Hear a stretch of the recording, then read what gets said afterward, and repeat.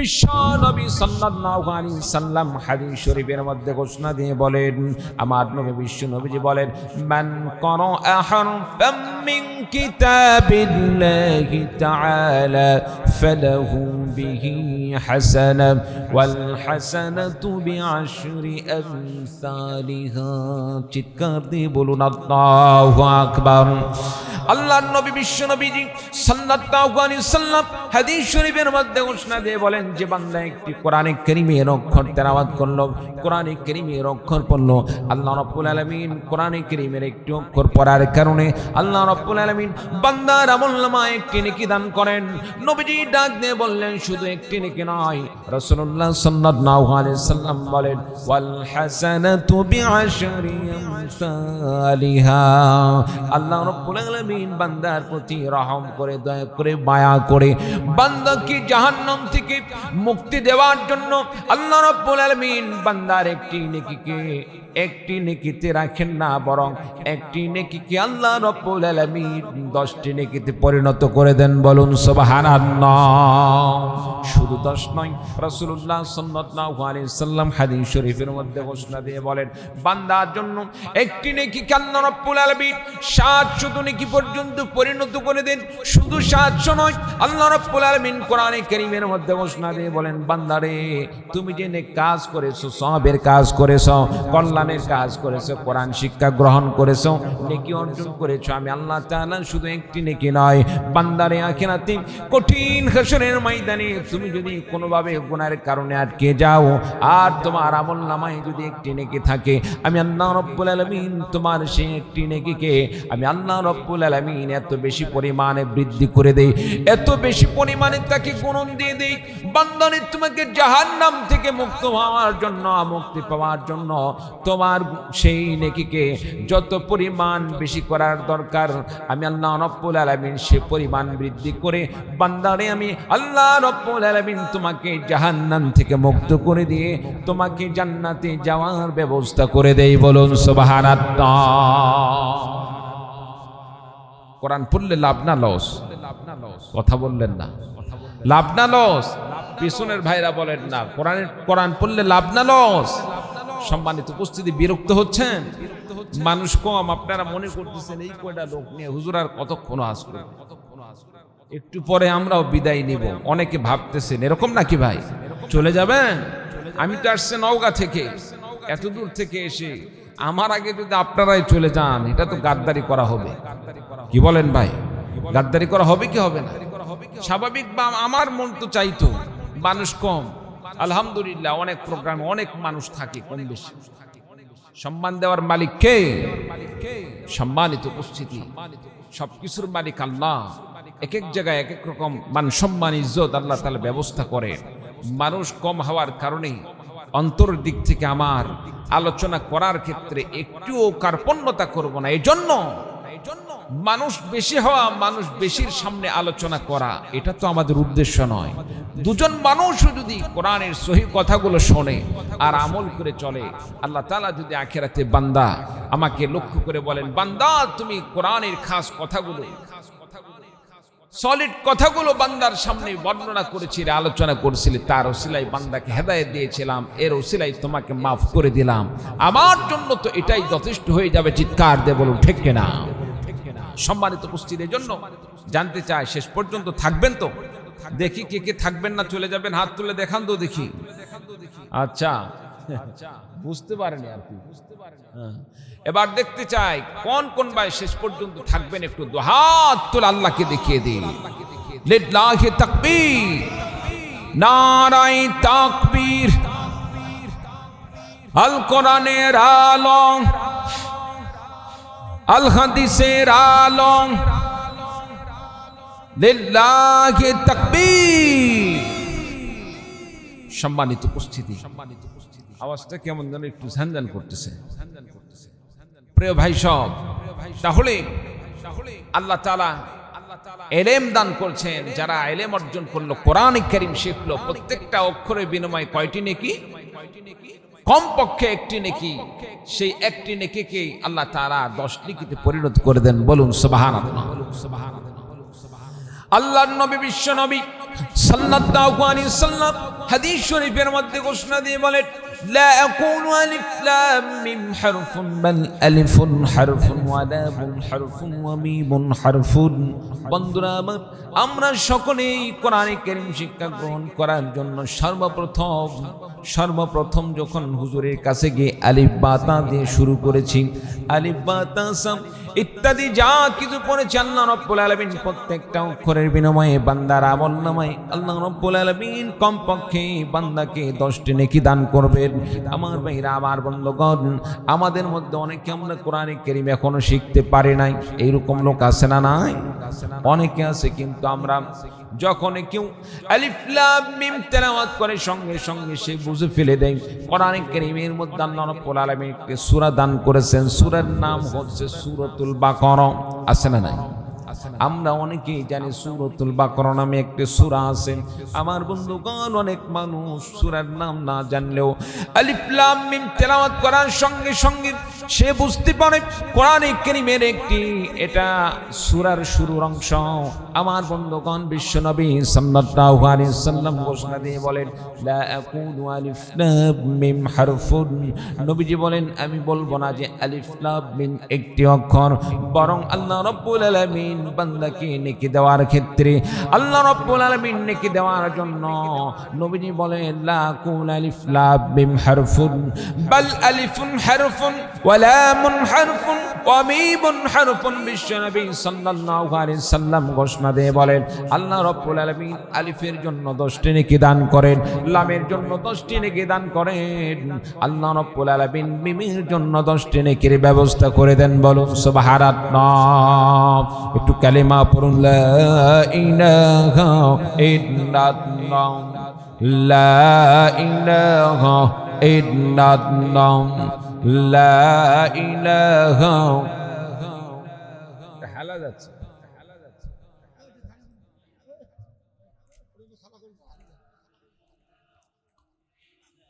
লা ইলাহা ইল্লাল্লাহ, লা ইলাহা।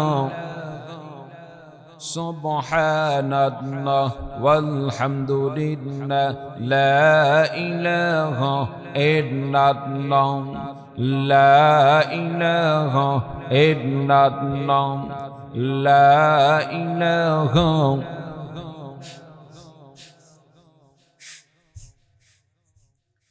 লা ইলাহা ইল্লাল্লাহু মুহাম্মাদুর রাসূলুল্লাহ। সকলে বলি সাল্লাল্লাহু আলাইহি ওয়াসাল্লাম। বন্ধুগণ, নবীজি সাল্লাল্লাহু আলাইহি সাল্লামের হাদিস থেকে বুঝতে পারি, কোন বান্দা যখন কোরআনে কারীমের একটি অক্ষর তেলাওয়াত করে, আল্লাহ রাব্বুল আলামিন একটি অক্ষর তেলাওয়াতের উসিলায় বান্দার আমলনামায় কমপক্ষে 10টি নেকি দান করেন। আমার ভাইরা, আমার বন্ধুগণ, এই জন্য আপনি আমি যাই করি না কেন, সন্তানদেরকে কোরআনে কারীম শিক্ষা দিতে হবে, নিজে কোরআন শিখতে হবে, সন্তানদেরকে ইলম শিক্ষা দান করতে হবে।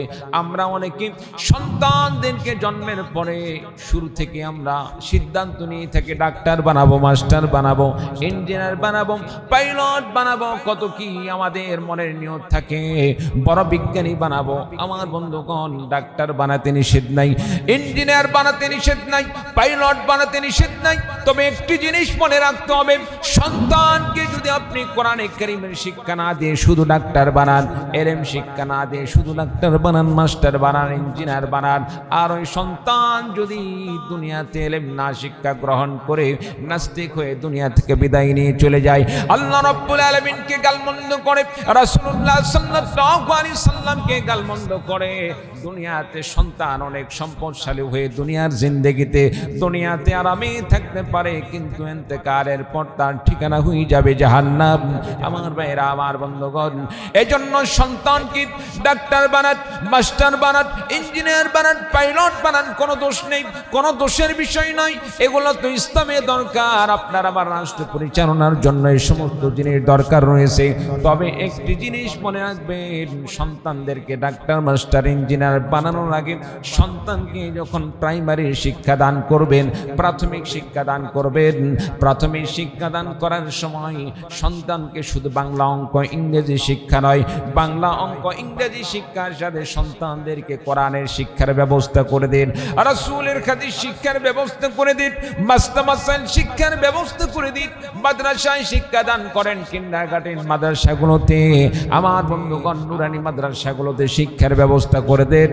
নুরানি মাদ্রাসায় যদি সন্তানদেরকে শিক্ষা দান করেন, এই সন্তান যেভাবে বাংলা অঙ্ক ইংরেজি শিক্ষা গ্রহণ করবে, ঠিক তেমনি ভাবে কোরআন হাদিস শিখবে, মাস্টারমাসাইল শিখবে, কিভাবে আপনি ওযু করবেন ওযুর মাসলাগুলো সন্তান শিখতে পারবে, কিভাবে আপনার সন্তান নামাজ আদায় করবে নামাজের মাসলাগুলো শিখতে পারবে, কিভাবে জানাজার নামাজ পড়াতে হবে সে মাসলাও শিখতে পারবে, নামাজের পদ্ধতি শিখতে পারবে, ঈদের নামাজের পদ্ধতি শিখতে পারবে, জানাজার নামাজের পদ্ধতি শিখতে পারবে, জুমার নামাজের পদ্ধতি শিখতে পারবে। আর এই সন্তান যদি ইলমে দ্বীন শিক্ষা গ্রহণ করার সাথে সাথে এক পর্যায়ে ডাক্তার, মাস্টার, ইঞ্জিনিয়ার আর পাইলট হয়ে যায়, এই সন্তান কোনোদিন নবী রাসূলকে গালি দিবে না, নাস্তিক হবে না, ইসলাম অনুযায়ী নিজের জীবন পরিচালনা করবে। আল্লাহ রাব্বুল আলামিন তাকে দুনিয়াতেও সম্মান দান করবেন, আর আখিরাতে আল্লাহ রাব্বুল আলামিন দ্বীন মেনে চলার কারণে, ইসলাম মেনে চলার কারণে, রাসূলের আদর্শ মেনে চলার কারণে আল্লাহ রাব্বুল আলামিন বান্দাকে আখিরাতে আল্লাহ রাব্বুল আলামিন বান্দাকে মাফ করে দিয়ে, ক্ষমা করে দিয়ে আল্লাহ রাব্বুল আলামিন জান্নাতের মেহমান বানিয়ে দিবেন। বলুন সুবহানাল্লাহ। ইলম শিক্ষা গ্রহণ করলে, দ্বীন শিক্ষা গ্রহণ করলে আল্লাহ রাব্বুল আলামিন দুনিয়াতে সম্মান দান করবে, আখিরাতে আল্লাহ রাব্বুল আলামিন বান্দাকে মাফ করে জান্নাতের মেহমান বানিয়ে দিবেন। বলুন সুবহানাল্লাহ। শুধু তাই নয়, সন্তানকে শুধু জেনারেল শিক্ষা দান করলেন, ডাক্তার বানালেন, ইঞ্জিনিয়ার বানালেন, তার অন্তরের মধ্যে ঈমানী শিক্ষা দান করলেন না। বন্ধুরা, মা বাবা হিসাবে সন্তানের জন্য উচিত, মা বাবার জন্য কর্তব্য, সন্তানকে যেভাবে জাগতিক শিক্ষা দেওয়া, সন্তানকে যেভাবে পেট চালানোর জন্য দুনিয়াবী শিক্ষা দেওয়া দরকার, ঠিক তেমনিভাবে ইলম শিক্ষা দেওয়া দরকার, ঈমান শিক্ষা দেওয়া দরকার। সন্তান যখন জন্মগ্রহণ করে সঙ্গে সঙ্গে আমরা কি করি, সন্তানের সুস্থতার জন্য, ভবিষ্যতে যেন তার বড় কোনো রোগ না ধরে, এজন্য আমরা সঙ্গে সঙ্গে তাকে টিকা দেওয়ার ব্যবস্থা করি। আমার ভাইরা, আমার বন্ধুগণ, টিকা দেওয়ার মাধ্যমে সন্তানের ভবিষ্যৎ সুস্থতার জন্য টিকার ব্যবস্থা করি। এমনকি ছোট্ট বাচ্চা 2 হাতের মধ্যে 2টি সুচ ফুটানো হয়, 2 পায়ের মধ্যে 2টি সুচ ফুটানো হয়, এইরকম টিকা দান করা হয় কি হয় না? আপনাদের এলাকায় মনে হয় না? একটু কথা বলেন, জোরে বলেন। আমাদের নওগাঁতে কিন্তু সন্তান জন্মগ্রহণ করার পর রাষ্ট্রীয় বিধান অনুযায়ী, রাষ্ট্রীয় নিয়ম অনুযায়ী সরকারিভাবে টিকার ব্যবস্থা করা হয়। আমার ভাইরা, আমার বন্ধুগণ, এই টিকাটা তো শুধুমাত্র তার শারীরিকভাবে দুনিয়াতে সুস্থ থাকার জন্য দেওয়া হয়। দুনিয়াতে তো স্থায়ী জিন্দেগির জন্য আমরা আসি না, এক সময় আপনার আমার সকলের মৃত্যু হয়ে যাবে, কেহই দুনিয়াতে চিরস্থায়ী থাকার জন্য আসি নাই। আমার ভাইরা, আমার বন্ধুগণ, দুনিয়াতে একটু সুরক্ষা থাকার জন্য যদি আপনি আমি টিকা দান করি, সন্তানকে টিকার ব্যবস্থা করে দিই, আমার ভাইরা, আমার বন্ধুগণ, আপনার সন্তানের চিরস্থায়ী জিন্দেগি হলো আখিরাত, আপনার আমার সকলের চিরস্থায়ী জিন্দেগি হলো আখিরাত। আখিরাতে মুক্তি পাওয়ার জন্য আপনাকে আমাকে ওই টিকার মতো ঈমানি টিকা নিতে হবে, ঈমানি টিকার ব্যবস্থা করতে হবে, সন্তানদেরকে ঈমানি টিকা দান করতে হবে। আর সন্তানদের ঈমানি টিকাটা কি? ছোট্টকালে তাদেরকে কালিমা শিক্ষা দিতে হবে, তাদেরকে ঈমান শিক্ষা দিতে হবে, তাদেরকে মাসলা শিক্ষা দান করতে হবে, তাদেরকে তাওহীদের শিক্ষা দান করতে হবে, তাদেরকে রিসালাতের শিক্ষা দান করতে হবে, তাদেরকে হাদিস শিক্ষা দান করতে হবে, তাদেরকে নামাজ রোজা ইত্যাদি সম্পর্কে তাকে জ্ঞান শিক্ষা দান করতে হবে, কোনটা শিরক কোনটা কুফর এগুলো সম্পর্কে শিক্ষা দান করতে হবে। আমার ভাইরা, আমার বন্ধুগণ, সন্তানকে যদি প্রাইমারি জীবনে, সন্তানকে যদি প্রাথমিক শিক্ষার ক্ষেত্রে নুরানি মাদ্রাসায় তাকে বাংলা অঙ্ক ইংরেজি শিক্ষা পাশাপাশি আরবি শিক্ষা, কোরআন শিক্ষা, মাসলা মাসাইল, হাদিস ইত্যাদি এগুলো শিক্ষার মাধ্যমে যদি তাকে প্রাথমিক শিক্ষাটা দেওয়া হয়, আল্লাহর কসম করে বলছি আপনার সন্তানের অন্তরের মধ্যে আল্লাহ রাব্বুল আলামিন এমন একটি ঈমানি টিকার ব্যবস্থা করে দিবেন, ওই সন্তান যতদিন পর্যন্ত দুনিয়াতে থাকবে কোনোদিন সে আল্লাহকে নিয়ে গালমন্দ করবে না, রাসূলকে নিয়ে গালমন্দ করবে না, আলেম ওলামাদেরকে নিয়ে গালমন্দ করবে না, কোরআন কারীমকে নিয়ে কোনো প্রকার কটূক্তি করবে না। আমার ভাইরা, আমার বন্ধুগণ, আর এই সন্তান যতদিন দুনিয়াতে থাকবে মানুষের মতো মানুষে চলবে, অন্যায়ের সাথে আপোষ করবে না। আখিরাতে আল্লাহ রাব্বুল আলামিন ইলমের ওসিলায় তাকে জান্নাতের মেহমান বানিয়ে দিবেন। বলুন সুবহানাল্লাহ। বন্ধুরা আমার, এই জন্য আপনার আমার সন্তানদেরকে কোরআন কারীম শিক্ষা দেওয়ার দরকার আছে না নাই? কোরআন শিক্ষা দিতে হবে, ইলম শিক্ষা দিতে হবে, মাদ্রাসায় পড়াতে হবে। সম্মানিত উপস্থিতি, অনেকের কাছে বিষয়টা অন্যরকম মনে হতে পারে, বিষয়টা খারাপ লাগতে পারে। হুজুর, কিসের ইলম শিক্ষার দরকার? আবার ইলম শিক্ষা যদি আপনার কাছে গুরুত্ব মনে না হয়, সন্তানকে নুরানিতে না শিক্ষা দিয়ে সরাসরি স্কুলে শিক্ষা দান করলেন, এই সন্তান যখন নাস্তিকতা করবে, আল্লাহকে অস্বীকার করবে, আখিরাতে আল্লাহ রাব্বুল আলামিন যখন তাকে হাসরের ময়দানে ওঠানোর পরে বান্দাকে বলবে, বান্দা তোমার গুনার কারণে তুমি জাহান্নামে চলে যাও, সেদিন বান্দা বলবে, আল্লাহ গো, আমি বুঝতে পেরেছি আমি অন্যায় করেছি, আমাকে জাহান্নামে যেতে হবে, তবে আমি জাহান্নামে যাওয়ার আগে আমার একটি দাবি আছে।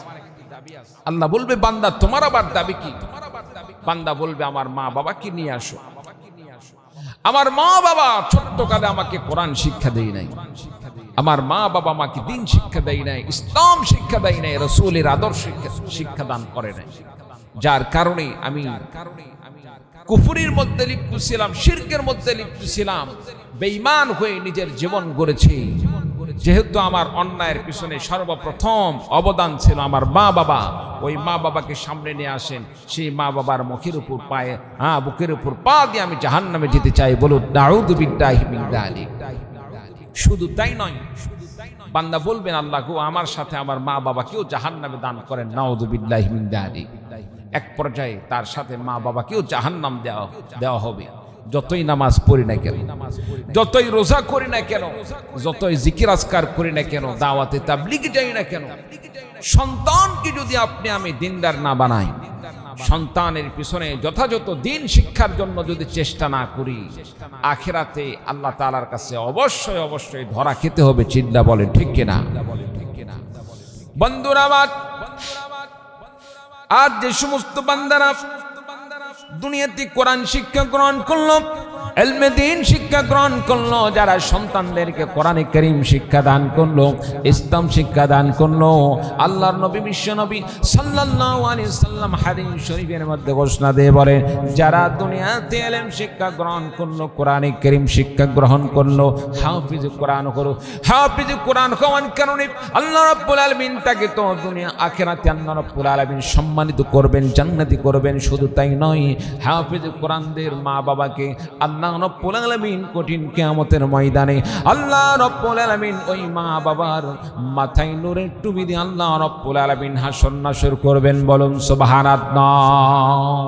আমার ভাইরা, আমার বন্ধুগণ, শুধু তাই নয়, যারা কোরআনে কারীম শিক্ষা গ্রহণ করলো, ইলমে দ্বীন শিক্ষা গ্রহণ করলো, রাসূলুল্লাহ সাল্লাল্লাহু আলাইহি সাল্লাম তাদের সম্পর্কে হাদিস শরীফের মধ্যে ঘোষণা দিয়ে বলেন, বিশ্বনবী বললেন, মান কোরআন ফাস্তাযকারাহু ফাহাল্লা হালালাহু ওয়া হারামা হারামাহু আদখালাহুল্লাহুল জান্নাহ। যে বান্দা দুনিয়াতে কোরআনে কারীম শিক্ষা গ্রহণ করলো, ইলমে দ্বীন শিক্ষা গ্রহণ করলো, দুনিয়াতে ইলম শিক্ষা গ্রহণ করলো, নবীজি বললেন, মান কোরআন ফাস্তাযকারাহু, কোরআন পড়লো এবং নিজের আত্মশুদ্ধি অর্জন করলো, ফাহাল্লা হালালাহু, হালালকে হালাল বলে মেনে নিল, ওয়া হারামা হারামাহু, আল্লাহ তাআলা যে জিনিসকে হারাম বলেছেন, আল্লাহ তাআলা যেটাকে হারাম করে দিয়েছেন সেটাকে হারাম বলে মেনে নিয়ে চললো। নবীজি বলেন, আদখালাহুল্লাহুল জান্নাহ, আল্লাহ রাব্বুল আলামিন সে বান্দাকে আল্লাহ পাক জান্নাত দান করবেন। শুধু তাই নয়, নবীজি বললেন, ওয়াশফাহু ফি আশরাতিম মিন আহলি বাইতিহি কুল্লুহুম قد وجبت له النار আমার নবী বিশ্ব নবী ডাক দিয়ে বললেন, রে দুনিয়ার মানুষের শোনো, যে কোরআন পূর্ণ আত্মশুদ্ধি অর্জন করলো, গুনাহ ছেড়ে দিল, গুনাহ ছেড়ে দিয়ে হালাল পথে চললো, হারামকে বর্জন করে চললো, আল্লাহ তাআলা তাকে তো জান্নাত দান করবেন। তার সাথে সাথে তার পরিবার পরিজন থেকে এমন 10 জন ব্যক্তি যাদের জন্য আল্লাহ রাব্বুল আলামিন তাদের জন্য জাহান্নামকে অবধারিত করে দিয়েছেন। যাদের জাহান্নাম ঠিকানা হয়ে গিয়েছে, জাহান্নামে চলে যাবে, জাহান্নামের দরজায় নাম লটকে দেওয়া হয়েছে, মুহূর্তের মধ্যে জাহান্নামে চলে যাবে। আল্লাহর বান্দা কোরআন পড়ার কারণে, সৎ পথে চলার কারণে যখন সে জান্নাতে যাবে, আল্লাহ পাক বলবেন, বান্দারে তুমি একাই জান্নাতে যাবে না, যেহেতু দুনিয়াতে তুমি কোরআন পড়েছো, তুমি একা একা কোরআন পড়ো নাই, এ কোরআনে কারীম শিক্ষার পেছনে তোমার মা বাবার অবদান আছে না নাই? কত মা বাবা কষ্ট করে সন্তানকে কোরআনে কারীম শিক্ষার ব্যবস্থা করে দিয়েছে।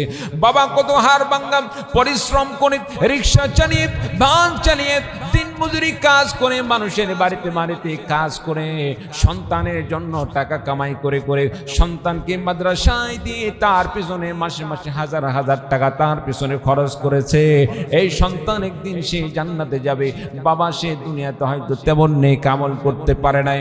কত মা দুনিয়াতে কষ্ট করে হাঁস মুরগির ডিম বিক্রয় করে টাকা জমিয়ে সন্তানের মাসিক খোরাকের ব্যবস্থা করে দিয়েছে, সন্তানের পরীক্ষার ফিসের ব্যবস্থা করে দিয়েছে, সন্তানের খোরাকের টাকার ব্যবস্থা করে দিয়েছে। যখন বান্দা জান্নাতে যাবে, আল্লাহ রাব্বুল আলামিন বলবেন, বান্দারে তোমার যে মা তোমাকে কোরআনে কারীম শিক্ষার জন্য এত কষ্ট করলো, তোমাকে আদর যত্ন দিয়ে বড় করলো, তোমার যে বাবা তোমাকে কোরআন শিক্ষা দেওয়ার জন্য, তোমার বাবা যে আর বাঙ্গা পরিশ্রম করে তোমার পিছনে অবদান রাখলো, ওই মা বাবাকে ছেড়ে তুমি কেমনে জান্নাতে যাবে? আমি আল্লাহ রাব্বুল আলামিন তোমাকে পারমিশন দিয়ে দিলাম, তোমার মা বাবাকে সুপারিশ করে তোমার সঙ্গে জান্নাতের মধ্যে নিয়ে যাও। বলুন সুবহানাল্লাহ।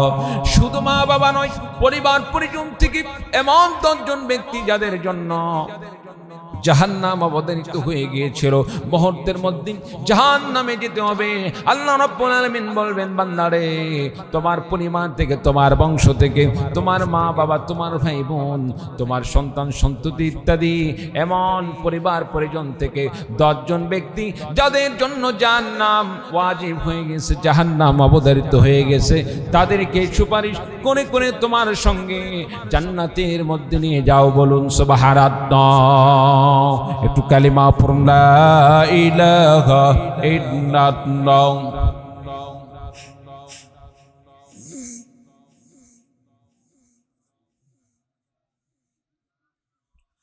লা ইলাহা ইল্লাল্লাহ, লা ইলাহা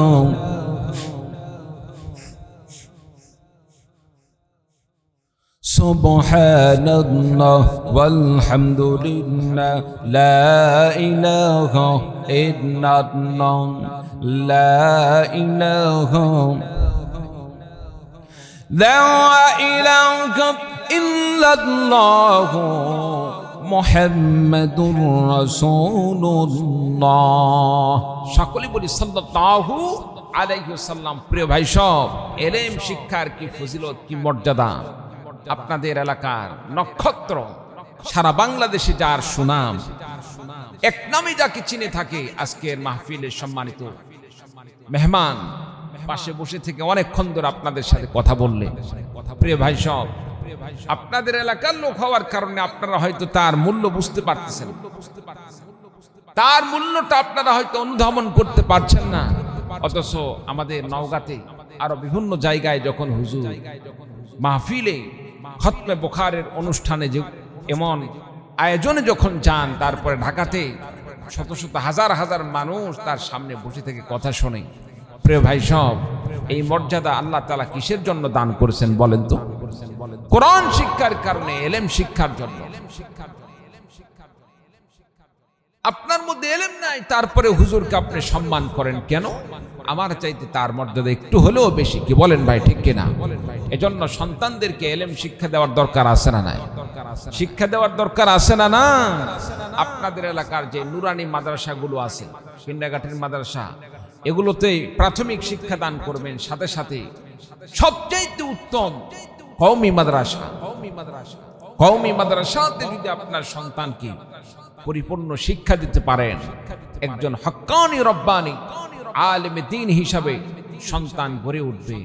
প্রিয় ভাই সব, মাদ্রাসা তো আরো আছে, আলিয়া মাদ্রাসা, কারণ আলিয়া মাদ্রাসার কিছু পরিবেশগত সমস্যার কারণে অনেক ছাত্র কেটে যায়। যেহেতু সেখানে পাঞ্জাবি পায়জামার সাথে অনেক ক্ষেত্রে দেখা যায় পাঞ্জাবের সাথে প্যান্ট পরারও সুযোগ দেওয়া হয় স্কুল কলেজে, যেটা পড়ে থাকে। কি বলেন ভাই, ঠিক কিনা?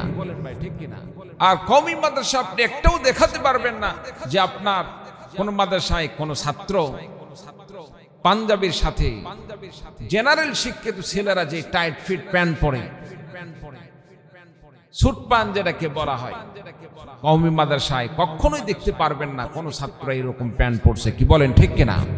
এজন্য মানুষ পরিবেশে নিজেকে গড়ায়। সন্তানকে যেমন পরিবেশে দান করবেন, সন্তান তেমন পরিবেশে মানুষ হবে। সম্মানিত উপস্থিতি, এই জন্য সন্তানকে মানুষ করার জন্য মাদ্রাসায় শিক্ষা দেবেন। যদি বড় আলেম না বানিয়ে আপনার টার্গেট থাকে ডাক্তার বানাবেন, ইঞ্জিনিয়ার বানাবেন, সমস্যা নেই, কিন্তু প্রাথমিক শিক্ষা আপনাকে কি করতে হবে? কওমি মাদ্রাসা না হলেও নুরানি মাদ্রাসায় শিক্ষা দিতেই হবে। সম্মানিত উপস্থিতি, এই জন্য বর্তমান আমাদের সমাজে প্রত্যেকটা গ্রামে গ্রামে আলহামদুলিল্লাহ নুরানি মাদ্রাসার শিক্ষা ব্যবস্থা হয়ে গেছে, শিক্ষা প্রতিষ্ঠান ব্যবস্থা হয়ে গেছে, যেখানে বাংলা, আরবি, এগুলোর শিক্ষার সাথে সাথে হাদিস, দোয়া, মাসলার শিক্ষার সাথে সাথে বাংলা, অঙ্ক, ইংরেজি এমন ভাবে শিক্ষা দেওয়া হয় এখন আলহামদুলিল্লাহ। আমি যদি হলফ করে বলি, আমি যদি কসম করে বলি যে স্কুলের ছাত্ররা নুরানির ছাত্রদের সাথে হাতের লেখা এবং পড়ার সৌন্দর্যতা নুরানি শিক্ষকদের সাথে পারবে না, এটা যদি আমি হলফ করে বলি আমার কাফারা দিতে হবে না, কারণ যেটা বাস্তব সেটাই বলতেছে। স্কুলের শিক্ষকরা তাদের দুনিয়ার কিছু অর্থ পাওয়ার উদ্দেশ্যে শুধুমাত্র তারা পড়াশোনা করায়।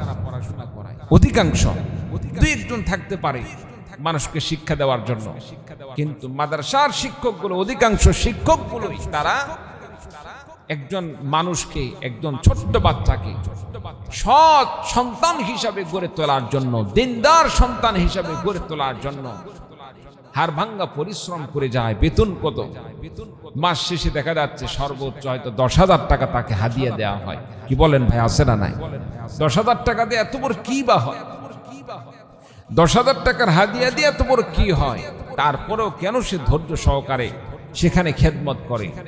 একটাই উদ্দেশ্য, হৃদয় রব আল্লাহ তাআলার সন্তুষ্টি, আল্লাহ রাব্বুল আলামিনের সন্তুষ্টির জন্য একজন সন্তানকে যদি কোরআন শিক্ষা দেওয়ার ওসিলায় আল্লাহ তাআলা তার শিক্ষার ওসিলায় আখিরাতে মাফ করে দেন, এটাই বান্দার জন্য বড় চাওয়া পাওয়া। এজন্যই কওমি মাদ্রাসার ছাত্র হুজুরগুলো, বিশেষ করে নুরানির হুজুরগুলো ছাত্রদেরকে শিক্ষা দান করে শুধুমাত্র আল্লাহ তাআলা সন্তুষ্টির জন্য, আখিরাতে মুক্তির জন্য। বলুন সুবহানাল্লাহ। সম্মানিত উপস্থিতি, এই জন্য সন্তানদেরকে দিন শিক্ষা দান করতে হবে। আজকে বর্তমান সমাজে সন্তানরা কথা শোনে না। অনেকে বলে হুজুর মা বাবার কথা শোনে না, মা বাবার সাথে খারাপ আচরণ করে, মা বাবার সাথে ঝগড়া ফাসাদ করে। সম্মানিত উপস্থিতি, মা বাবার সাথে যে সে যে কথা শোনে না, ঝগড়া ফাসাদ করে, এর তো একটা কারণ আছে। কারণ আছে না নাই? কি কারণ? দেখা যাবে মা বাবার সাথে কেমন আচরণ করা দরকার, ধর্মীয় দৃষ্টিকোণ থেকে মা বাবার সাথে উচ্চ কণ্ঠে কথা বললে তার শাস্তি কি, তার বিধান কি, এ সম্পর্কে সন্তানকে শিক্ষা না দেওয়ার কারণে, ধারণা না দেওয়ার কারণে সন্তানরা মা বাবার কথা শুনতে চায় না। কি বলেন, ঠিক কিনা? এজন্য সন্তানদেরকে দিন শিক্ষা দিতে হবে, কোরআনের শিক্ষা দিতে হবে। আবার দেখা যায় অনেক মায়েরা স্বামীর কথা মানে না। স্বামী যদি বলে ডানে, বামে যায় বসে থাকে। আসে না নাই? জোরে বলেন, আসে না নাই? সম্মানিত উপস্থিতি, আবার অনেক স্বামী আছে স্ত্রী দিনদার স্ত্রী বাড়িতে আছে, বাড়িতে দিনদার স্ত্রী থাকার পরেও দিনদার স্ত্রীর কাছে সময় দিয়ে তার মনের তৃপ্তি হয় না, চলে যায় পরকীয়া করে অন্যের ঘরে গিয়ে মনের চাহিদা মেটাচ্ছে, এরকম আছে না? না, এগুলার কারণ কি? অন্তরে অন্তরে জাহান্নামের ভয় নেই, আল্লাহর ভয় নাই। আল্লাহ তাআলার ভয় যদি অন্তরে ঢুকে দেওয়া যাইতো, আল্লাহর ভয় যদি তার অন্তরে ঢুকতো, এই জেনার মাধ্যমে কেমন গুনাহ হবে এবং এর শাস্তি কি হবে এটা যদি বান্দা জানতো, তাহলে কিন্তু এই সমস্ত গুনার মধ্যে জড়িত হতো না। চিল্লা বলুন ঠিক কিনা? গত দুই দিন আগে গাইবান্ধাতে একটি মাহফিল, সে মাহফিলে একটি চিঠি দেওয়া হলো। হুজুর, প্রত্যেকটা মাহফিলে দেখা যায় কর্তৃপক্ষ হুজুরদেরকে আবেদন করে, হুজুর ছেলে মেয়ে কথা শোনে না, ছেলে মেয়ে কথা শোনে না, তারপরে বই শাশুড়ির কথা শোনে না, শাশুড়ির সাথে ঝগড়া করে, স্বামীর কথা শোনে না। স্ত্রীদেরকে কোনো হক নেই, স্ত্রীদেরকে কোন আল্লাহ তাআলা ইসলামে বিধান দান করেন নাই, ইসলামে স্ত্রীদেরকে কোনো অবদান নেই। সম্মানিত উপস্থিতি, আল্লাহ তাআলা ইসলামে নারীদের স্ত্রীদের কোনো অধিকার দান করছেন কি করেন নাই? অবশ্যই আল্লাহ তাআলা দান করেছেন। একজন দিনদার রমণী কেমন হওয়া দরকার, এবং কোন দিনদার রমণী কোন স্ত্রী যদি সততার সাথে স্বামীর ঘর সংসার করে, আল্লাহ তাআলা তাকে কেমন মর্যাদা দান করবে। সম্মানিত উপস্থিতি, এগুলো আমরা কোথায় থেকে শিখব? নারীদের অধিকার কেমন হওয়া দরকার, নারীদের আচরণ কেমন হওয়া দরকার, এই শিক্ষাটা কোথায় পাবো? মুসলিম নারীদের অধিকার, মুসলিম নারীদের ইজ্জত, মুসলিম নারীদের তাদের জীবন কিভাবে গড়বে, এটা প্রকৃতপক্ষে আপনাকে আমাকে শিখতে হলে, আপনার আমার মেয়েদেরকে শিক্ষা দান করতে হলে নবীর স্ত্রীদের জীবনে পড়তে হবে। রাসূলুল্লাহ সাল্লাল্লাহু আলাইহি সাল্লাম স্ত্রীদের সাথে কেমন আচরণ করেছেন, আর স্ত্রী রাসূল সাল্লাল্লাহু আলাইহি সাল্লামের সাথে কেমন আচরণ করছিলেন, এই জিনিসগুলো যদি আমরা লক্ষ্য করি, তাহলেই কিন্তু আমরা মূল বিষয়টা জানতে পারবো স্বামী স্ত্রীর মধ্যে সম্পর্ক কেমন হওয়া দরকার। চিল্লা বলেন ঠিক কিনা? সম্মানিত উপস্থিতি, অথচ বর্তমানে নারীর অধিকার নাম নেই, নারীর অধিকারের নামে বর্তমান সমাজে আমরা বাংলাদেশে অতীতে অনেককে দেখে এসেছি, নারীর অধিকার বাস্তবায়নের নাম দিয়ে, অধিকার আদায়ের নাম দিয়ে নারীদেরকে, মুসলিম নারীদেরকে পর্দা থেকে বাহির করে নিয়ে আসছে। অতীতে এরকম ইতিহাস ছিল কি ছিল না? বেগম রোকেয়া, এ তো গত কয়দিন যাবত সোশ্যাল মিডিয়া একেবারে গরম। বেগম রোকেয়ার অবদান নেই। বেগম রোকেয়া দেশের জন্য কোন অবদান রাখতে পারে? আমি মনে করি নারী জাতির জন্য সে যদি কোনো অবদান রেখে থাকে, ইসলামী দৃষ্টিকোণ থেকে সে কোনো অবদান রাখে না, বরং ইসলাম বিদ্বেষিতার মাধ্যমে মুসলিম সমাজের নারীদেরকে ঘর থেকে বাহির করে ইসলাম বিদ্বেষী মনোভাব মুসলিম নারীদের অন্তরের ভিতরে ঢুকে দিয়ে ইসলামের জঘন্যতম সেই ইসলামের সাথে শত্রুতা করে গেছে। চিল্লা বলুন ঠিক কিনা? নারীদের অধিকারের নাম দিয়ে সে কি বলে? নারীরা ঘরে থাকবে কেন? স্বাধীনভাবে ঘুরে বেড়াবে। নারীরা পর্দার মধ্যে আবদ্ধ থাকবে কেন? স্বাধীনভাবে ছেলেদের মতো ঘুরে বেড়াবে। সম্মানিত উপস্থিতি, এখানে যদি একজন ছেলে একজন মেয়েকে যদি যুদ্ধ লাগিয়ে দেওয়া হয়, মেয়ে কোনোদিন ছেলের সাথে পারবে? বলেন, জোরে বলেন, পারবে? পারবে না। কারণ মেয়েকে তো ছেলেদের অধীনে দেওয়া হয়েছে, যদিও অধীনে, কিন্তু আল্লাহ তাআলা তাকে একটি দামি সম্পদ হিসাবে পাঠিয়েছেন। কি বলেন ঠিক কিনা? বন্ধুরা আমার, দুনিয়াতে আল্লাহ রাব্বুল আলামিন কোন নারীদেরকে আল্লাহ রাব্বুল আলামিন নবী হিসাবে প্রেরণ করেন নাই। তবে মনে রাখবেন, যদিও নারীদের মধ্যে আল্লাহ রাব্বুল আলামিন নবী দান করেন নাই, কোন নবীকে আল্লাহ রাব্বুল আলামিন নারী হিসাবে দুনিয়াতে প্রেরণ করেন নাই, তবে আল্লাহ রাব্বুল আলামিন প্রত্যেকটা নারীদেরকে আল্লাহ রাব্বুল আলামিন এমন মর্যাদা দান করেছেন, নারীদের মধ্যে যদিও নবী আসে নাই, কিন্তু নবীর যতগুলো দুনিয়াতে মা এসেছে, সমস্ত মাকে নবীর মা বানিয়েছেন। বলুন সুবহানাল্লাহ। আমার ভাইরা, আমার বন্ধুগণ, এজন্য নারী যদি কখনো পর্দার আড়ালে থাকার কারণে নিজেকে ছোট মনে করবেন না, স্বামীর খেদমত করবেন, স্বামীর সেবা করবেন, আল্লাহ রাব্বুল আলামিন জীবনের মধ্যে বরকত দান করবেন। স্বামীর প্রতি সন্দেহ নয়, স্বামীর সাথে খারাপ আচরণ নয়, স্বামীকে আল্লাহর বিধান অনুযায়ী তাকে দ্বীনের পথে নিয়ে আসার চেষ্টা করুন। রাসূল সাল্লাল্লাহু আলাইহি সাল্লামের নবীজি সাল্লাল্লাহু আলাইহি সাল্লামের আদর্শ অনুযায়ী স্বামীকে পথে নিয়ে আসার চেষ্টা করুন। নামাজে যাওয়ার জন্য নির্দেশ করুন। আমার ভাইরা, আমার বন্ধুগণ, একজন মা হিসাবে পর্দার আড়ালে মারা যারা কথাগুলো শুনতেছেন, গভীর মনোযোগ সহকারে কথাগুলো শোনার চেষ্টা করবেন। আমার বন্ধুগণ, আমার ভাইরা যারা কথাগুলো শুনতেছেন, সন্তানদেরকে শিক্ষা দান করবেন, মেয়েদেরকে শিক্ষা দান করবেন, স্ত্রীদের কাছে কথাগুলো বলবেন। আমার বন্ধুগণ, একজন মা হিসাবে, একজন মেয়ে হিসাবে তার জীবন কেমন হওয়া দরকার। একজন মেয়ে যদি সফল মেয়ে হিসাবে নিজের জীবন গড়তে চায়, তাকে নবীদের স্ত্রীদের জীবনে অনুসরণ করতে হবে। হযরত উম্মাহাতুল মুমিনিন হযরত খাদিজাতুল কুবরা রাদিয়াল্লাহু তাআলা আনহার জীবনে অনুসরণ করুক। হযরত মা আয়েশা সিদ্দিকা রাদিয়াল্লাহু তাআলা আনহার জীবনে অনুসরণ করে দেখুক কেমন জীবন ছিল তারা, স্বামীর জন্য কেমন তারা খেদমত করেছেন, স্বামীর জন্য কেমন তারা সেবা করেছেন, তারা কিভাবে ইসলামের জন্য খেদমত করে গিয়েছেন, দ্বীনের জন্য তাদের কেমন অবদান ছিল। আমার ভাইরা, আমার বন্ধুগণ, নবীজির যতগুলো স্ত্রী ছিল সকলের জীবনে যদি আপনি পড়েন, আপনি সেখান থেকে শিক্ষা গ্রহণ করতে পারবেন। সেখান থেকে শুধুমাত্র রাসূলুল্লাহ সাল্লাল্লাহু আলাইহি সাল্লামের প্রথম স্ত্রী হযরত খাদিজাতুল কুবরা রাদিয়াল্লাহু তাআলা আনহার জীবনী থেকে আপনাদের কাছে তার 7টি গুণের কথা যদি আপনাদেরকে বলি, এই 7টি গুণ যদি আপনি শিখতে পারেন, জানতে পারেন, সন্তানদেরকে শিক্ষা দিতে পারেন, সন্তানদের জন্য, মেয়েদের জন্য জীবনে অনেক বড় একটি উপকারী আসবে। স্ত্রীদের জন্য বড় একটি তাদের জন্য শিক্ষণীয় বিষয় হয়ে দাঁড়াবে। হযরত খাদিজাতুল কুবরা রাদিয়াল্লাহু তাআলা আনহা কেমন স্ত্রী ছিলেন, কেমন নমুনা ছিলেন। আমার ভাইরা, আমার বন্ধুগণ, তিনি সবসময় নবীজির পাশে দাঁড়াতেন।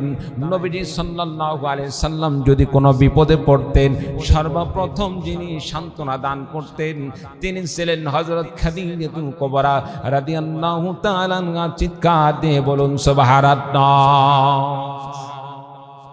আমার ভাইরা, আমার বন্ধুগণ, বিশ্ব নবী সাল্লাল্লাহু আলাইহি সাল্লামের প্রতি যখন আল্লাহ রাব্বুল আলামিন গানে কেনার মধ্যে আল্লাহ রাব্বুল আলামিন প্রথম ওহী নাযিল করলেন, জিবরিল আলাইহিস সালাতু ওয়াস সালাম নবীজির কাছে এসে নবীজিকে বললেন ইকরা। নবীজি বললেন মা আনা বিকারিন, আমি তো পড়তে জানি না। রাসূলুল্লাহ সাল্লাল্লাহু আলাইহি ওয়াসাল্লামকে বুকের সাথে চাপ দিলেন। এইভাবে 3বার চাপ দেওয়ার পরে নবীজিকে বললেন ইকরা। নবীজি সাল্লাল্লাহু আলাইহি সাল্লাম পড়া শুরু করে দিলেন। আমার ভাইরা, আমার বন্ধুগণ, প্রথমবারে যখন ওহী নাযিল হয়ে গেল, প্রথমবারে ওহী নাযিল হওয়ার পর বিশ্বনবী সাল্লাল্লাহু আলাইহি সাল্লাম বাড়িতে আসলেন। বাড়িতে আসার পরে নবীজি ভয়ে কাঁপতেছিলেন, নবীজির গায়ে জ্বর চলে আসলো। রাসূলুল্লাহ সাল্লাল্লাহু আলাইহি সাল্লাম তার দেহটা কাঁপতেছিল। মা খাদিজাতুল কুবরা রাদিয়াল্লাহু তাআলা আনহাকে বললেন জাম্মিলুনি জাম্মিলুনি ইয়া খাদিজা, হে খাদিজা, আমাকে চাদর দিয়ে আবৃত করি নাও, আমার গায়ে জ্বর উঠে গিয়েছে। এমন সময় হযরত খাদিজাতুল কুবরা রাদিয়াল্লাহু তাআলা আনহা রাসূলুল্লাহ সাল্লাল্লাহু আলাইহি ওয়াসাল্লামকে চাদর দিয়ে আবৃত করলেন। এরপরে নবীজি বললেন খাদিজা রে, আমার বড় ভয় পাচ্ছে আজকে যেন আমার কোনো কিছু হয়ে যায় কিনা। হযরত খাদিজাতুল কুবরা রাদিয়াল্লাহু তাআলা আনহা বিশ্ব নবী সাল্লাল্লাহু আলাইহি ওয়াসাল্লামকে বললেন ইয়া রাসূলুল্লাহ, ইয়া হাবিবাল্লাহ, দুনিয়াতে আপনি কোনো অন্যায়ের সাথে আপোষ করেন নাই, আপনি সৎ মানুষদের সাথে ওঠা বসা করেছেন, আপনি মানুষের কোনোদিন ক্ষতি করেন নাই, মানুষের সবসময় আপনি উপকার করে গিয়েছেন, গরিবদের পাশে ছিলেন, আপনি সবসময় গরিব দুঃখীদের পাশে ছিলেন, মানুষদের বিপদের সময় আপনি তাদের পাশে দাঁড়াইতেন, আপনি এতিমদের পাশে দাঁড়াতেন, আপনি নেককারদের সাথে থাকতেন, মানুষদের সাথে নেক আচরণ করতেন। আল্লাহ রাব্বুল আলামিন আপনাকে কোনোদিন বেইজ্জতি করবেন না, আল্লাহ রাব্বুল আলামিন আপনাকে কোনোদিন অসম্মান করতে পারেন না। বলুন সুবহানাল্লাহ। আমার ভাইরা, আমার বন্ধুগণ, হযরত খাদিজাতুল কুবরা রাদিয়াল্লাহু তাআলা আনহা নবীজির প্রতি তার কেমন অবদান ছিল। আল্লাহর নবী বিশ্ব নবী সাল্লাল্লাহু আলাইহি ওয়াসাল্লাম যখন দ্বীনের দাওয়াত দান করলেন, মক্কার কাফিরদের কাছে দাওয়াত দান করলেন, পরিবারের মানুষদেরকে দান করলেন, চাচার কাছে গেলেন, আরো যারা ছিল তাদের কাছে দ্বীনের দাওয়াত নিয়ে গেলেন। কেউ যখন দ্বীন গ্রহণ করলো না, ইসলাম গ্রহণ করলো না, সর্বপ্রথম যিনি ইসলাম গ্রহণ করেছিলেন তিনি ছিলেন হযরত খাদিজাতুল কুবরা রাদিয়াল্লাহু তাআলা আনহা। মা খাদিজাতুল কুবরা রাদিয়াল্লাহু তাআলা আনহা নবীজির দাওয়াত পাওয়ার সঙ্গে সঙ্গে, নবীজির দাওয়াত পাওয়ার সঙ্গে সঙ্গে কালিমা পড়ে মুমিন হয়ে গেলেন। আর পড়ে নিলেন লা ইলাহা ইল্লাল্লাহু মুহাম্মাদুর রাসূলুল্লাহ, লা ইলাহা ইল্লাল্লাহ, লা ইলাহা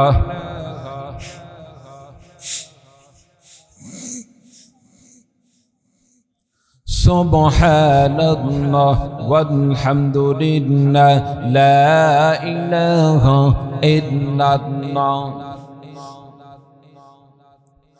লা ইলাহা ইল্লাল্লাহু মুহাম্মাদুর রাসূলুল্লাহ। সকলে বলি সাল্লাল্লাহু আলাইহি সাল্লাম। আমার ভাইরা, আমার বন্ধুগণ, বিশ্বনবী সাল্লাল্লাহু আলাইহি সাল্লামের প্রতি নারীদের মধ্য থেকে সর্বপ্রথম যিনি ইসলাম গ্রহণ করলেন, ঈমান আনয়ন করলেন, নিজের স্বামীর হাতে ইসলাম গ্রহণ করলেন, তিনি ছিলেন হযরত খাদিজাতুল কুবরা রাদিয়াল্লাহু তাআলা আনহা। নবীর স্ত্রী হিসাবে তার কেমন স্বামীর প্রতি অবদান ছিল আমার বন্ধুগণ। এরপরে মা খাদিজাতুল কুবরা রাদিয়াল্লাহু তাআলা আনহার যদি ইসলামের প্রতি তার অবদান যদি আপনার কাছে বর্ণনা করতে যাই, আমার বন্ধুগণ, হযরত খাদিজাতুল কুবরা রাদিয়াল্লাহু তাআলা আনহাকে আল্লাহ রাব্বুল আলামিন এত বেশি সম্পদ দান করেছিলেন। মক্কার জমিনে আল্লাহ তাআলা নারীদের মধ্যে যত সম্পদশালী নারী দান করেছিলেন, দুনিয়াতে যত সম্পদশালী নারী এসেছিল নবীজির সময় মক্কায় যত সম্পদশালী নারী ছিল তার মধ্যে অন্যতম ছিল হযরত খাদিজাতুল কুবরা রাদিয়াল্লাহু তাআলা আনহা। কারণ তিনি বাবার একমাত্র সন্তান ছিলেন। বাবার ইন্তেকালের পরে বাবার অনেক সম্পদের মালিক হয়ে যান খাদিজাতুল কুবরা রাদিয়াল্লাহু তাআলা আনহা।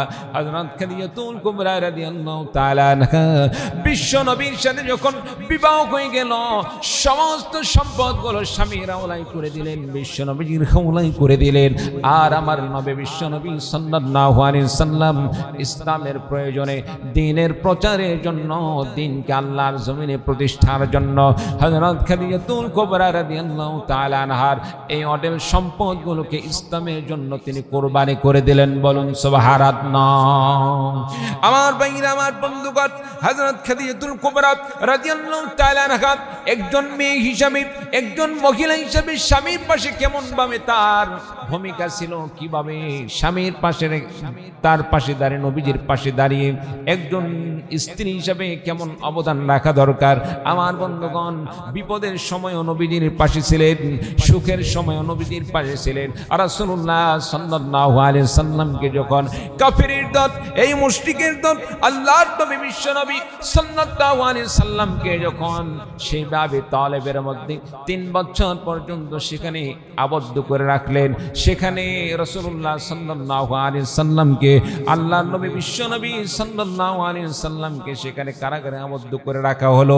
সেখানে নবীজির কাছে খাবার পৌঁছানো হলো না, নবীজির কাছে তেমন খাবার ছিল না, যার কারণে রাসূলুল্লাহ সাল্লাল্লাহু আলাইহি সাল্লাম এক পর্যায়ে গাছের লতা পাতা খাওয়া শুরু করে দিলেন।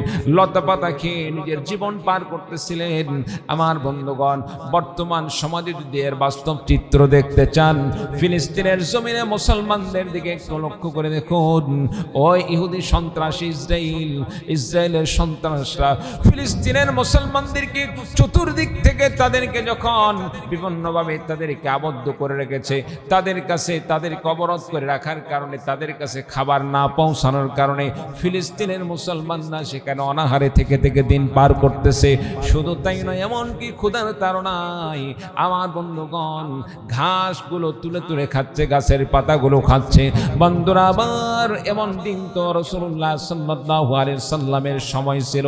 শিবে আবি তালিব বিশ্বনবী যখন এমন মর্মান্তিক সময় কাফিরদের হাতে নির্যাতনের শিকার হলেন, রাসূলুল্লাহ সাল্লাল্লাহু আলাইহি সাল্লাম তিনি যখন গাছের পাতাগুলো খেয়ে খেয়ে দিন পার করতেছিলেন, এমন সময় নবীজির পাশে থেকে যিনি সান্ত্বনা দিয়েছিলেন আমার নবী বিশ্বনবী সাল্লাল্লাহু আলাইহি সাল্লামের স্ত্রী হযরত খাদিজাতুল কুবরা রাদিয়াল্লাহু তাআলা আনহা।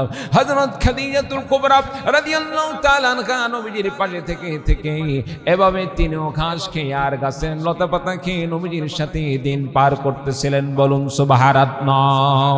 আমার ভাইরা, আমার বন্ধুগণ, কিন্তু বর্তমান সমাজে যদি কোনো স্বামী কোনো কারণে যদি কামাই রোজগার কমে যায়, স্ত্রী যদি ঠিকমতো ভরণ পোষণ দিতে না পারে, কত ঘরের কত রমণী আছে যারা স্বামীর বাড়িতে ঠিকমতো তার সুবিধা না পাওয়ার কারণে স্বামীর ঘর ত্যাগ করে মায়ের বাড়িতে চলে যায়। এইরকম মেয়ে আছে না নাই? আমার ভাইরা, আমার বন্ধুগণ, হযরত খাদিজাতুল কুবরা রাদিয়াল্লাহু তাআলা আনহা সম্পর্কে যদি আরো কোন বর্ণনা করতে যাই, বন্ধুরা আমার, হযরত খাদিজাতুল কুবরা রাদিয়াল্লাহু তাআলা আনহা নবীর প্রতি তার কেমন ভালোবাসা ছিল। নবীজি সাল্লাল্লাহু আলাইহি সাল্লাম সব সময় খাদিজার কথা মনে হতো। যখন নবীজির কথা, নবীজি সাল্লাল্লাহু আলাইহি সাল্লামের অন্তরে খাদিজাতুল কুবরা রাদিয়াল্লাহু তাআলা আনহার কথা বেশি বেশি মনে পড়তো। নবীজি নীরবে নীরবে কান্না করতেন। খাদিজার কথা মনে পড়লে নিজেকে সান্ত্বনা দিতে পারতেন না, নিজেকে সামলাতে পারতেন না, কারণ হযরত খাদিজাতুল কুবরা রাদিয়াল্লাহু তাআলা আনহা এমন একজন নবীজির সঙ্গিনী ছিলেন যিনি সব সময়, বিশেষ করে নবীজির কাছে বিপদের সময় তিনি নবীজির পাশে দাঁড়িয়েছিলেন। ওই খাদিজার কথা যখন বারবার মনে পড়তো, নবীজির চোখের মধ্যে পানি আটকে রাখতে পারতেন না। আমার ভাইরা, আমার বন্ধুগণ, নবীজি সাল্লাল্লাহু আলাইহি সাল্লাম হযরত খাদিজাতুল কুবরা রাদিয়াল্লাহু তাআলা আনহার ইন্তেকালের পরে বেশি বেশি করে কান্না করতেন। আমার বন্ধুগণ, খাদিজাতুল কুবরা রাদিয়াল্লাহু তাআলা আনহার আরো গুণ যদি বর্ণনা করতে চাই, তিনি কেমন রমণী ছিলেন, তার কেমন সম্মান ছিল, ইজ্জত ছিল। হযরত খাদিজাতুল কুবরা রাদিয়াল্লাহু তাআলা আনহা এমন একজন রমণী যার সম্পর্কে হাদিস শরীফের মধ্যে বর্ণনা করা হয়, বিশ্বনবী সাল্লাল্লাহু আলাইহি সাল্লামের কাছে একবার জিবরিল আমিন আল্লাহ রাব্বুল আলামিনের কাছে ওহী নিয়ে আসলেন।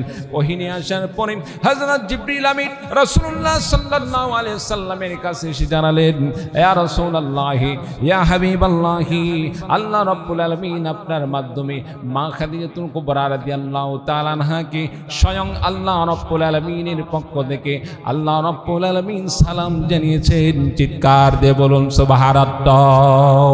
আমার ভাইরা, আমার বন্ধুগণ, মা যদি মা খাদিজাতুল কুবরা রাদিয়াল্লাহু তাআলা আনহার জীবনীকে অনুসরণ করে চলে, আল্লাহ রাব্বুল আলামিন দুনিয়াতে সম্মান দান করবেন।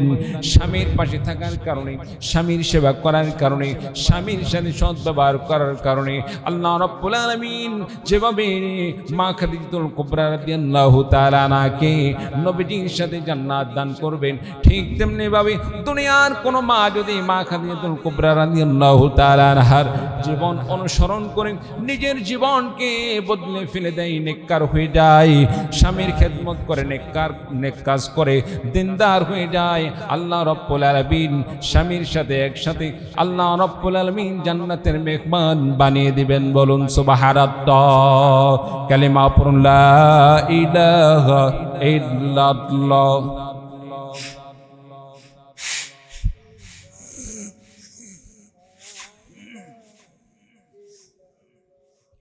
সুবহানাল্লাহ ওয়ালহামদুলিল্লাহ, লা ইলাহা ইল্লাল্লাহ, লা ইলাহা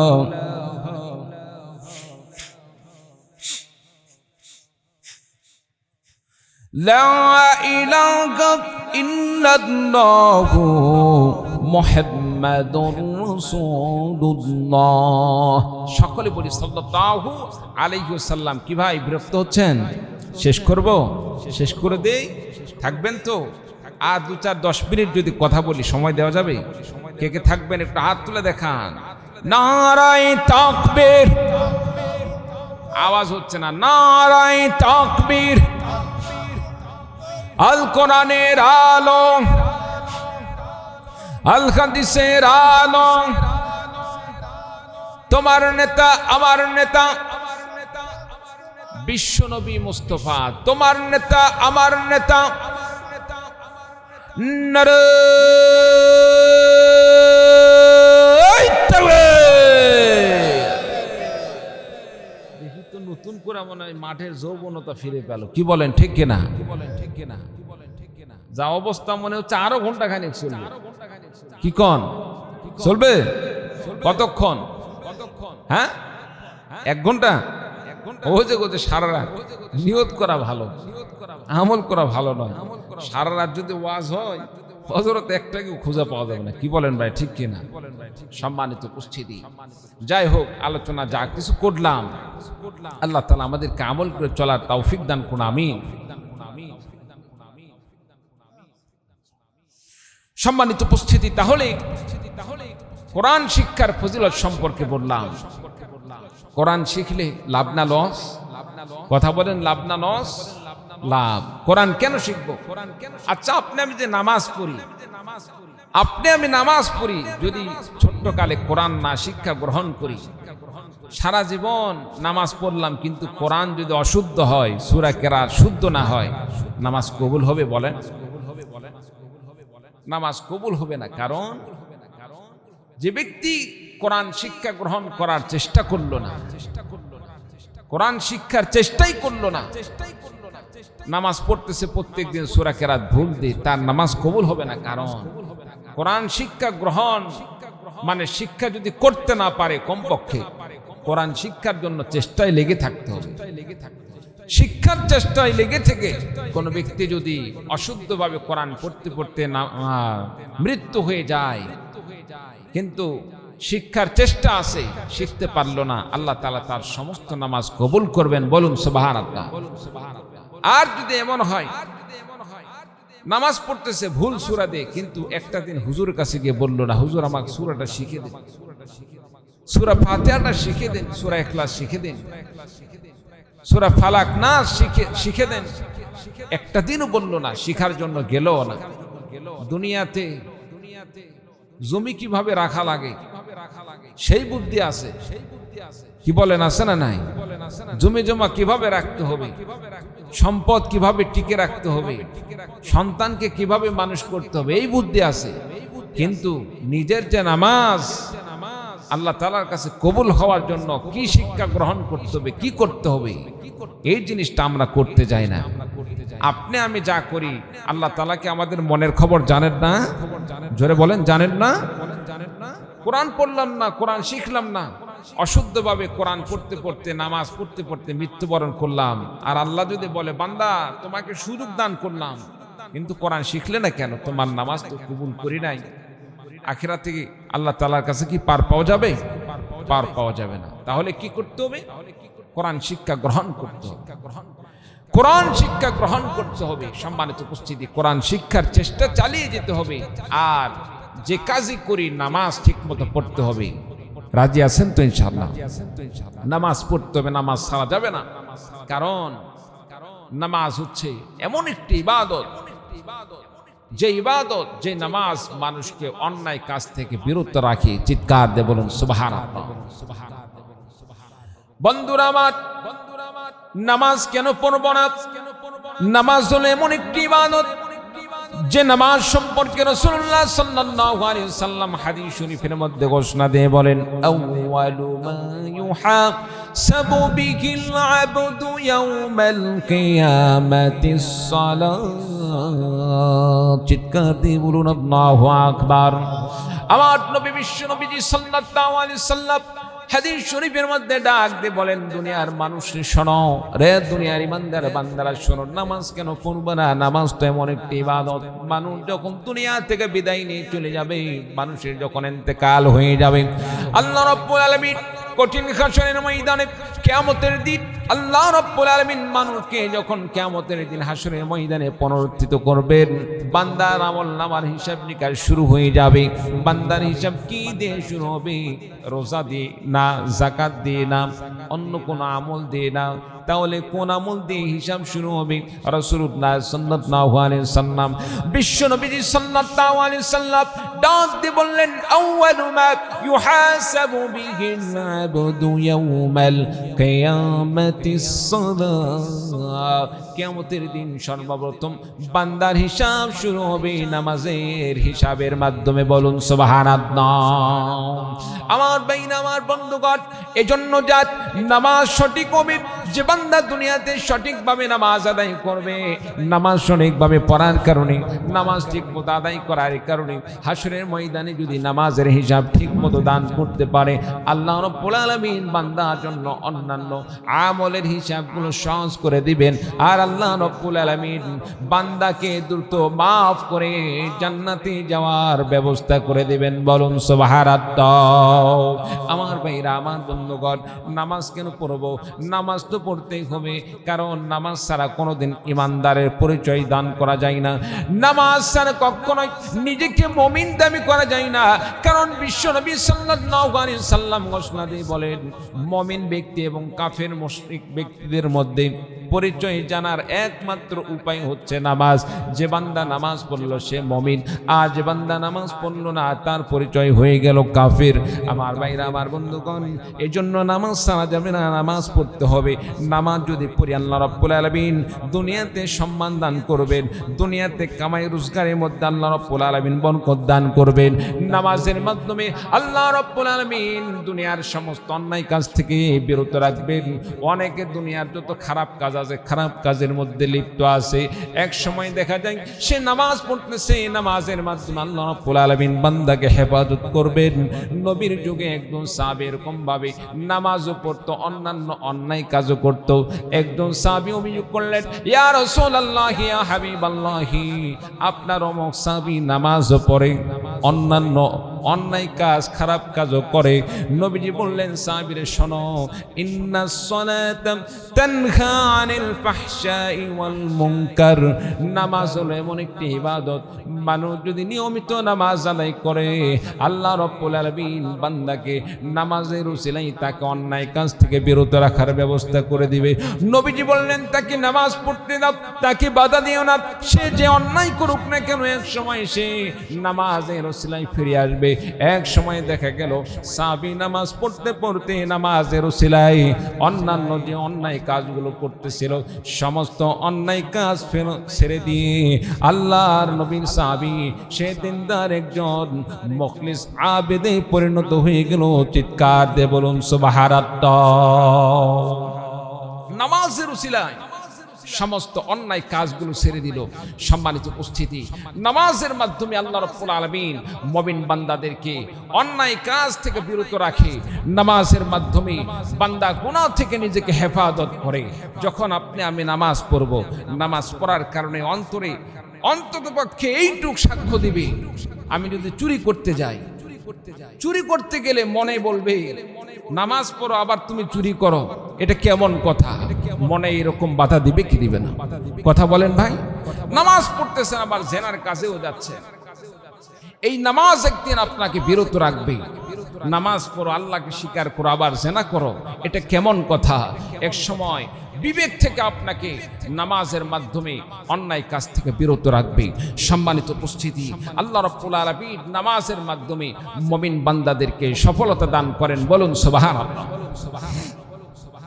আল্লাহ রাব্বুল আলামিন সূরাতুল মুমিনুনের মধ্যে মুমিন বান্দার সফলতার জন্য যে সমস্ত গুণের কথা আল্লাহ রাব্বুল আলামিন সূরাতুল মুমিনুনের মধ্যে বর্ণনা করেছেন, আল্লাহ রাব্বুল আলামিন সূরাতুল মুমিনুনের মধ্যে ঘোষণা দিয়ে বলেন, ক্বাদ আফলাহাল মুমিনুনাল্লাযীনা হুম ফি সালাতিহিম খাশিউন। চিৎকার দিয়ে বলুন আল্লাহু আকবার।